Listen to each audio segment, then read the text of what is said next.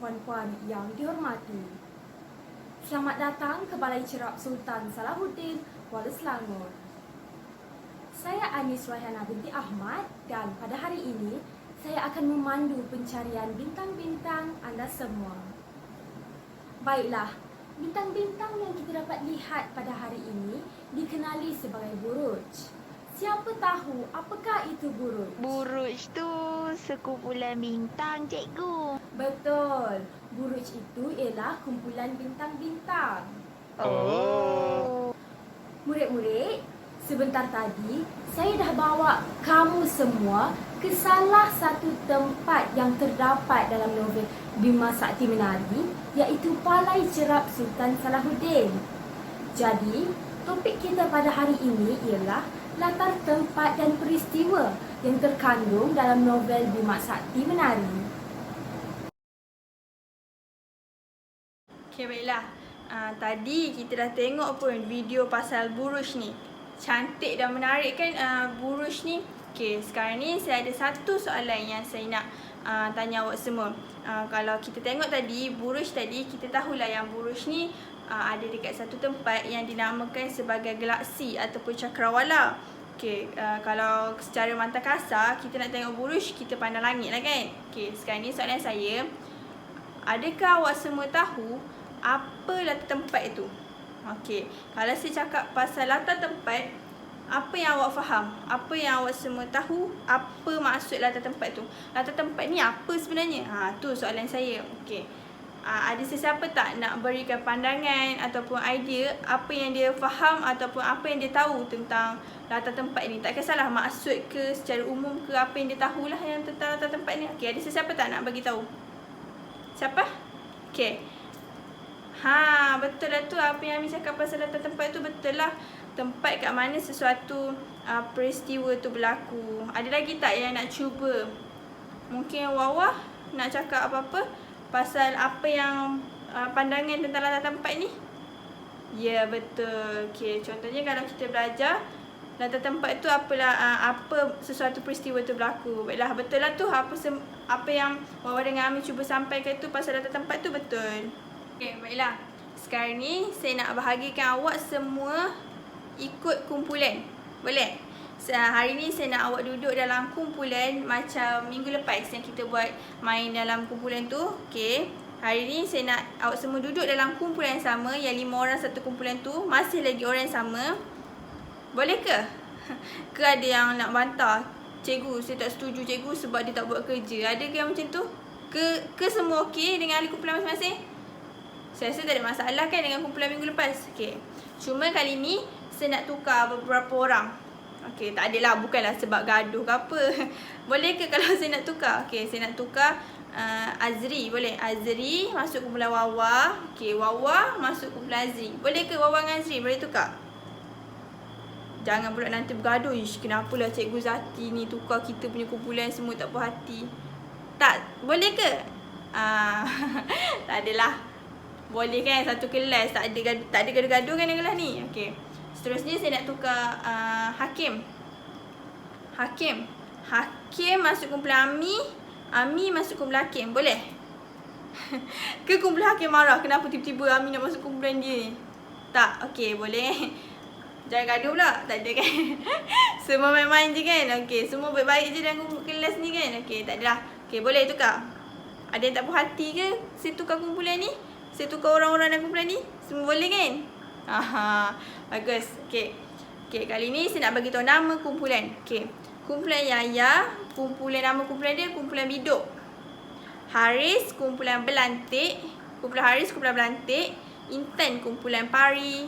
Okey, kumpulan Jimmy. Jimmy dengar ke kalau saya sebut nama ni? Dengar? Okey, jelas. Okey, Jimmy, kumpulan Scorpio. Okey, last sekali kumpulan siapa? Kumpulan Angah. Angah nama kumpulan dia kumpulan Orion. Okey, ada yang terlepas tak dapat tangkap nama kumpulan ke? Okey, baiklah saya ulang sekali lagi. Yaya kumpulan Biduk, Haris kumpulan Belantik, Intan kumpulan Pari, Jimmy kumpulan Scorpio dan last sekali, akhir sekali adalah kumpulan Angah, kumpulan Orion. Okey, boleh? Okey, baiklah. Sekarang ni semua orang dah ada kumpulan masing-masing, dah tahu dah ahli kumpulan dia siapa. Tak ada timbul isu berbangkit kan? Ada tak yang sesiapa yang tak ada kumpulan lagi? Okay, bagus. Saya rasa semua dah ada kumpulan dah tahu dah siapa ahli kumpulan masing-masing. Sekarang ni saya nak setiap kumpulan hantar wakil untuk cabut undi dapatkan bab dari novel Bima Sakti Menari ni. Okay, main cepat. Cepat ambil undi.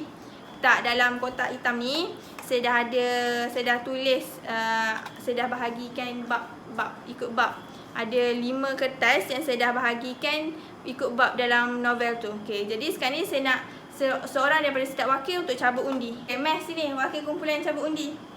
Ambil, cepat cabut undi. Ambil satu kumpulan. Okay, ni kumpulan Hakim cabut undi. Okay, sekarang ni siapa kumpulan awak sampai sini pula? Okay, Hakim masuk kumpulan kau. Masuk kumpulan awak. Okay.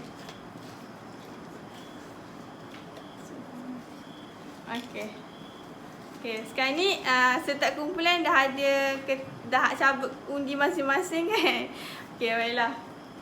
Okay, sekarang ni semua dah ada kan, dah cabut undi, dah tahu dah dapat bab apa. Okay, sekarang ni siapa yang dapat? Kumpulan mana yang dapat bab 1 hingga bab 5? Oh, kumpulan Wawa. Okay. Kumpulan 6 hingga bab 10, bab 6 hingga bab 10 ada tak? Kumpulan mana? Oh, kumpulan Amin. Bab 11 hingga bab 14 siapa yang dapat? Okey.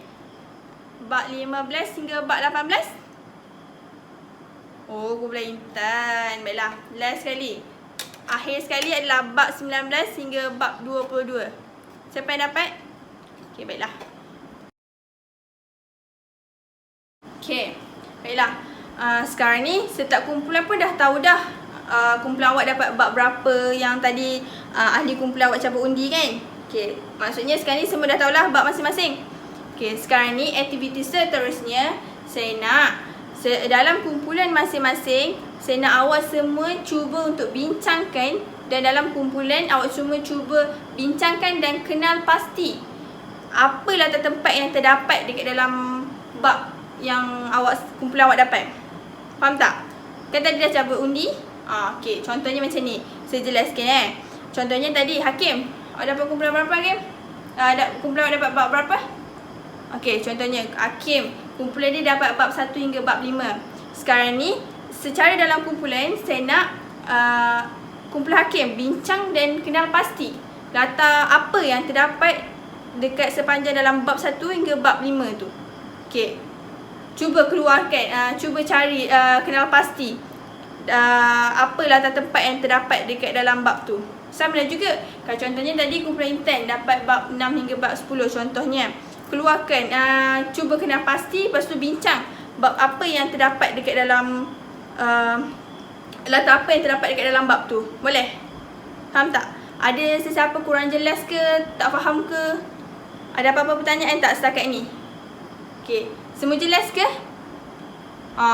Baiklah. Kalau semua jelas, bagus. Sekarang ni saya nak awak semua dalam kumpulan boleh mula untuk bincangkan dan kenal pasti latar apa yang terdapat dekat dalam bab yang awak dapat.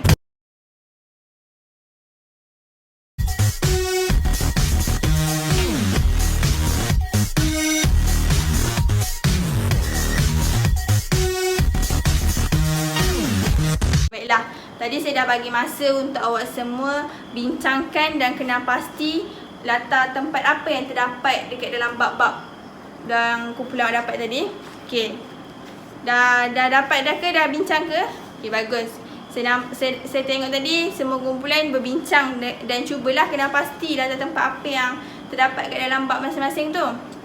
Okey, sekarang ni berdasarkan apa yang awak dah bincangkan, apa yang awak dah cuba kenal pasti tadi yang dalam kumpulan tadi, secara dalam kumpulan juga saya nak awak semua cuba keluarkan, cuba senaraikan semua latar tempat yang terdapat dekat dalam bab-bab yang awak tadi. Maksudnya kat sini, kalau tadi awak dah cuba kenal pasti yang dekat dalam bab 2 contohnya ada latar tempat sungai Kuantan tu, Kampung Kuantan. Okey, sekarang ni cuba keluarkan dan senaraikan semua latar tempat yang terdapat yang awak dah bincang dan awak dah cuba nak pasti tadi dekat dalam kertas ni. Kat tangan saya ada kertas A4 ni. Sekarang ni saya akan edarkan setiap kumpulan akan dapat satu kertas ni. Dan awak semua akan tulislah senaraikan latar tempat apa yang terdapat dekat dalam bab tu. Okey, setakat ni jelas tak? Ada siapa-siapa yang tak faham ke? Okey, baiklah. Semua jelas kan arahan saya? Okey. Kalau semua dah jelas dengan arahan saya dan tak ada apa-apa soalan, bolehlah awak semua mulakan untuk senaraikan latar tempat dekat dalam kertas A4 yang saya akan edahkan ni. Okey.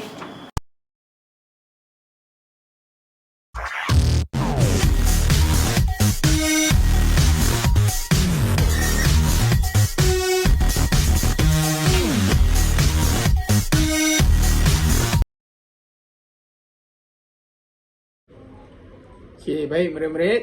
Kamu semua dah selesai senaraikan latar tempat. Okey, bagus. Jadi, sekarang ni apa yang saya nak adalah berdasarkan latar tempat yang kamu senaraikan tadi, mengikut bab yang kamu senaraikan tadi, saya nak kamu senaraikan pula peristiwa yang berlaku pada setiap latar tempat yang kamu senaraikan. Okey, sebagai contohnya, pada bab 21 ada satu latar tempat iaitu ladang kelapa sawit Bestari Jaya. Jadinya, berdasarkan latar tempat tersebut, kamu kena keluarkan peristiwa apakah yang terjadi pada latar tempat tersebut. Faham?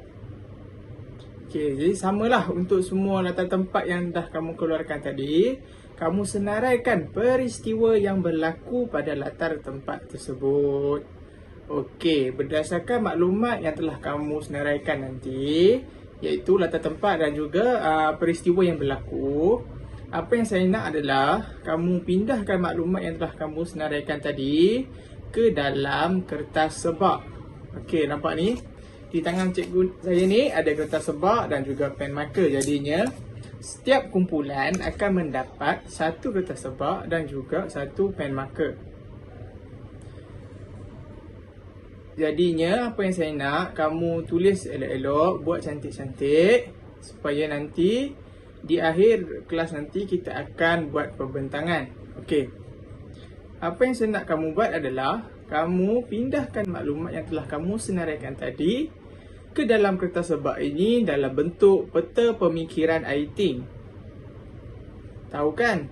Okey, bagus. Jadinya, peta yang saya nak kamu buat adalah peta pokok. Jadi, setiap kumpulan akan membuat peta pemikiran Aiting, iaitu peta pokok di dalam kertas sebak yang saya akan edarkan nanti. Dan di dalam kertas sebak tu kamu senaraikan latar tempat mengikut bab, dan di bawah latar tempat tersebut senaraikan pula peristiwa yang berlaku. Okey, semua faham setakat tu? Okey, jadinya kalau semua dah faham, wakil kumpulan boleh datang ke depan untuk ambil satu kertas sebak dan juga pen marker. Okey, saya rasa kamu semua dah boleh mula buat. Okey. Saya bagi masa kamu dalam 6 ke 7 minit. Okey. Kamu boleh mula sekarang. Baiklah murid-murid, berdasarkan kepada peta pokok yang telah kamu hasilkan sebentar tadi, setiap kumpulan akan membentangkan peta pokok kumpulan masing-masing di hadapan bilik darjah. Sebelum tu, saya nak tanya, semua kumpulan sudah bersedia untuk membentang? Dah, cikgu. Kalau semua sudah bersedia, kita akan mulakan pembentangan kita dengan kumpulan 1, iaitu kumpulan belantik. Tapi sebelum tu, saya nak ingatkan, semasa pembentangan rakan-rakan yang lain, kamu semua perlu berikan perhatian ya. Baik, cikgu. Assalamualaikum dan salam sejahtera semua. Kami dari kumpulan belantik akan membentangkan latar tempat bab 6 hingga bab 10 dalam novel Bima Sakti Menari beserta dengan peristiwa yang berlaku. Dalam bab 6 terdapat dua latar tempat yang kumpulan kami kenal pasti, yaitu yang pertama, Balai Cerap Sultan Salahuddin, dan yang kedua adalah Rumah Ikhtiar Tekno Alam.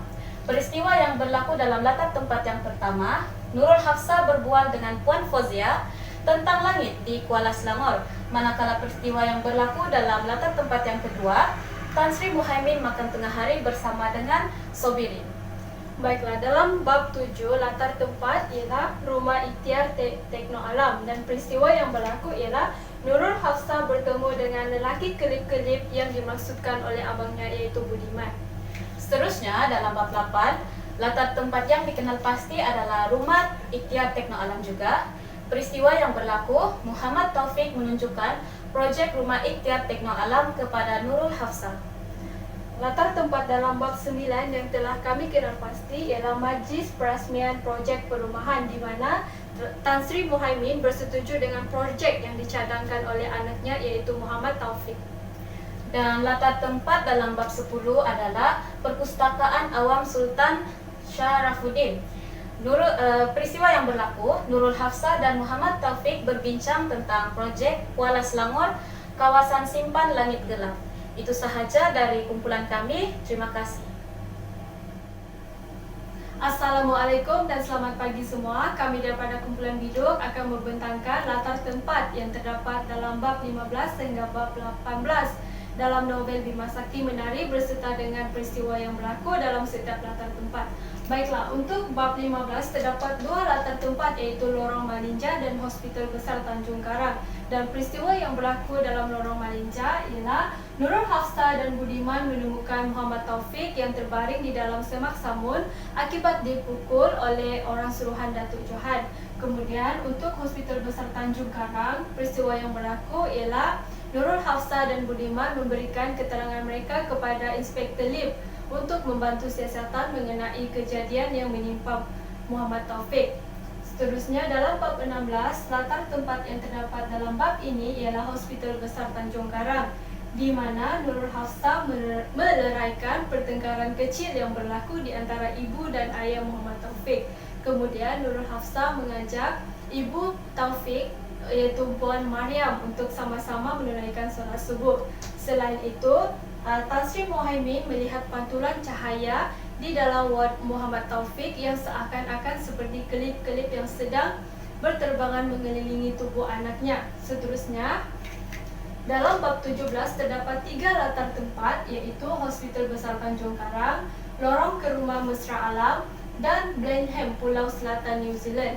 Peristiwa yang berlaku ialah Tan Sri Muhaimin memberitahu Muhammad Taufik bahawa beliau mengesyaki Datuk Johan merupakan dalang yang menyebabkan Muhammad Taufik dipukul. Kemudian, peristiwa yang seterusnya, Muhammad Taufik mengimbas kembali kejadian yang menimpanya pada malam dia dipukul oleh orang suruhan Datuk Johan. Untuk latar tempat yang ketiga iaitu di Blenheim, Pulau Selatan New Zealand, Muhammad Taufik teringat akan cerita ibunya mengenai stinger yang digunakan oleh ibunya untuk merosakkan tayar lori pembalap. Dan yang terakhir iaitu di dalam bab 18, latar tempat yang terdapat di dalam bab ini ialah jeti persendirian milik Muhammad Taufik, di mana Nurul Hafsah dan Budiman melakukan kerja-kerja mencerap kelip-kelip sebagai tanda menunaikan janji mereka kepada Muhammad Taufik. Sekian sahaja pembentangan daripada kumpulan kami iaitu kumpulan Biduk. Terima kasih. Syabas dan tahniah kepada setiap kumpulan kerana kamu semua sudah berjaya untuk melaksanakan aktiviti pembentangan ini dengan sangat baik. Saya juga sangat kagum dengan kesungguhan dan kerjasama setiap ahli kumpulan untuk melaksanakan aktiviti ini.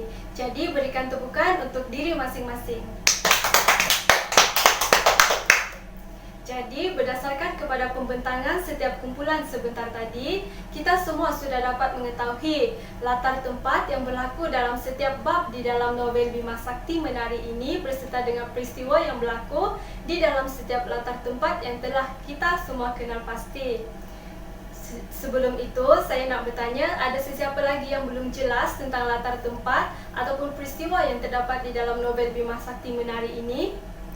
Tiada cikgu, semua jelas. Semua jelas? Ada lagi soalan? Tiada cikgu.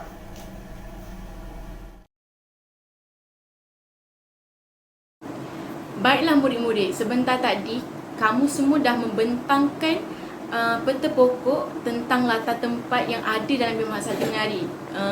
Daripada bab 1 sehingga bab 22. Setiap kumpulan dah diagihkan mengikut bab. Jadi cikgu dapat lihat kamu semua memahami apa itu latar tempat dan apa itu peristiwa yang berlaku di setiap latar tempat tersebut. Jadi, bila nanti semasa ujian, kamu boleh menggunakan latar tempat dan peristiwa yang kita bincang sebentar tadi. Tapi sebelum tu, cikgu nak tanyalah juga murid-murid ni. Murid-murid ni ingat lagi ke latar tempat yang dah bincang tadi? Ingat lupa cikgu.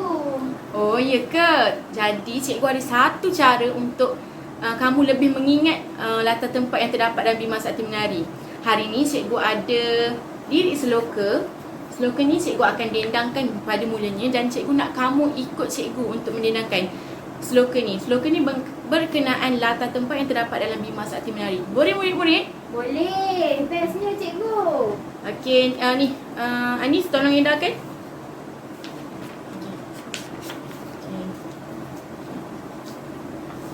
Baiklah, dah sedia ke semua murid? Dah. Okey, cikgu akan dendangkan dulu ya. Okey, Okey. 1, 2, 3. Dalam Bima Sakti Menari terdapat beberapa latar tempat. Yang pertama, Balai Cerak Sultan Salahuddin. Kedua, Rumah Ikhtiar Tekno Alam. Ketiga, Rumah Tumpangan di Palma. Keempat, Kampung Kuantan. Seterusnya, Taman Rimba Templer. Murid dapat tak rima seloka tadi?